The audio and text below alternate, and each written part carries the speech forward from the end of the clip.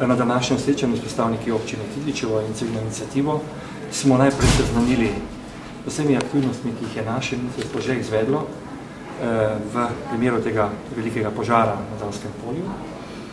Seznanili smo predstavnike občine in civilne inicijative, da bomo na podlagi določb zakona o varstvu okolja oblikovali poseben akt oziroma sklep, ki bo nam omogočil, da gremo v sanacijski program. Seveda bodo vsi stroški te sanacije so vezani na povzročitelja te nesreče. Prav tako smo bili obveščeni, da krajani oziroma občina še vedno ocenjujejo, da obstaja velika požarna ogroženost samega pogorišča, oziroma da obstaja možnost, da bi prišlo ponovno do požara. Zato bomo tudi na podlagi informacije, ki smo jo danes dobili, predlagali kolegom na obrambi, da se postavi fizično, profesionalno varovanje samega pogorišča, da se ne bi zgodilo, da bi se ponovno pojavil nov požar. Prav tako smo predstavnike občine in civilne iniciative seznanili z prvimi ugotovitvami, oziroma so jih seznanili predstavniki Zavoda za zdravstveno varstvo Maribor, ki so izvedli preiskave tako vzorcev podtalnice, potem rastlin pa zemljine. Obvestili so jih, da bodo prvi rezultati znani po 20. avgustu, ker celovito oceno pa bodo dali koncem meseca. Prav rezultati teh preiskav bodo tudi pomembno vplivali na samo obliko sanacijskega programa. En del je vezan na odvoz gum, drugi del je vezan na odvoz posebnega materijala, ki je nastal na samem pogorišču, ampak to bo vse sestavina tega celovitega sanacijskega programa. Zelo pomembno vprašanje je seveda vezano tudi na postopke same, ki so upravni, ki so postopki vezani so na roke in vsi ti postopki seveda teče postopek za odvzem okoljevarstvenega soglasja, ki ga vodi ARSO na predlog pristojnih inšpekcijskih služb. Torej, ti postopki tečejo naprej in naši dogovori niso ne vplivajo na te postopke. V kolikem času bo ta sanacijski program pripravljen? Kdaj se začne zares odvažati od tam gume?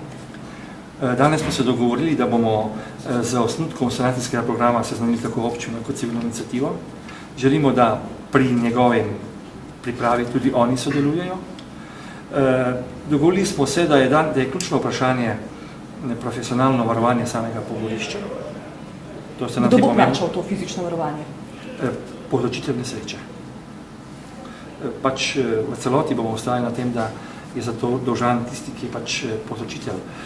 Je pa res, da je to pristojnost resorja za obrambo, tudi oni so mu že naložili seveda profesionalno varovanje samega pogorišča in ta postopek je vezan na resor, ki ga sam ne vodim.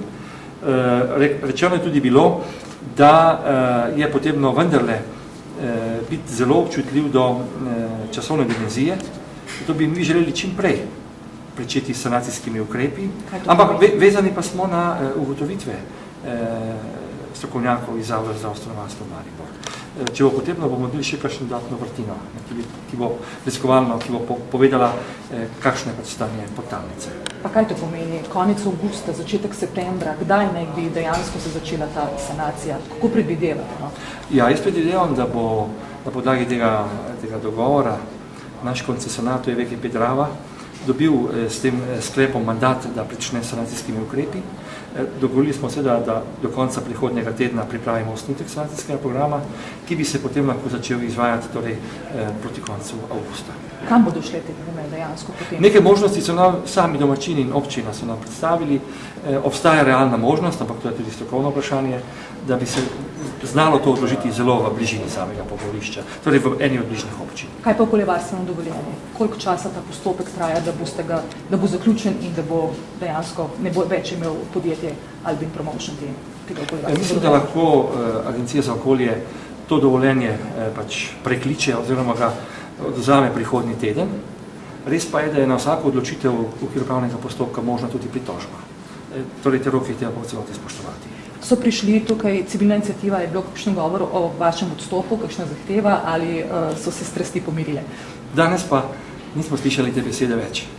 Smo pa slišali obojestransko odgovornost in prepričanje, da moramo od odgovornosti do okolja, zdravja ljudi in živali storiti vse, da bi strokovno, profesionalno vendarle sanirali to gramoznico. Ne nazadnje, ta dejavnost, to gradno dovoljenje, pri katerem se rola tudi občina in se z njim strinjala, je bilo izdano z namenom, da se ta gramoznica sanira. Mi moramo, očitno je bil ta poskus neuspešen. Sedaj moramo najti nov poskus, ki bo uspešen. Zakaj bi pa neuspešen? Zato, ker je očitno nekdo ni spoštoval veljavne zakonodaje, vladnih uredb in zakona. In kdo naj bi to bil? Lastnik tega podjetja, torej to podjetje. Ker prav civilna iniciativa pač očita, da je premalo avtoritete strani, vaše strani, da bi prisilili lastnika, da bi to uredil. No? Ja, ta informacija je bila dana, da so pristojne inšpekcijske službe pravzaprav pripeljale postopek do konca. In ko bi moralo priti do izvršbe, se je zgodil požar. Gospod minister, kakšne korake zdaj svetujete prizadetim okoliškim prebivalcem glede v sodelovanju z lokalno skupnostjo ali pa proti lastniku, recimo, tega odlagališča? Relacije do lastnika so pač relacije, ki so vezane na odnos država, lastnik, neko dovoljenje, ki je. In tukaj neposredno lokalni prebivalci nimajo nekih dodatnih možnosti. Ampak pomembno je, da smo se dogovorili, da bodo vsi podatki, ki nam jih bo dostavil Zavod za varstvo Maribor, takoj, ko bo prejel, jih bomo posredovali ljudem, občini. Pomembno je, da bodo dobili vse podatke vezane na varnost njihovih povrtnin, poljščin, vode in zemljine. Ti podatki bodo pač dani.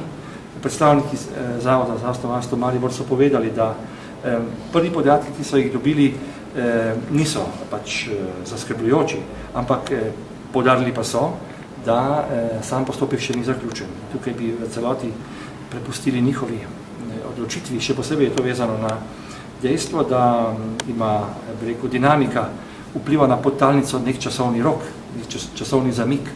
Tudi zato je tako pomembno vprašanje, da se čim prej dogovorimo, na kakšen način profesionalno sanirati samo pogorišče. Kakšni bodo stroški sanacije?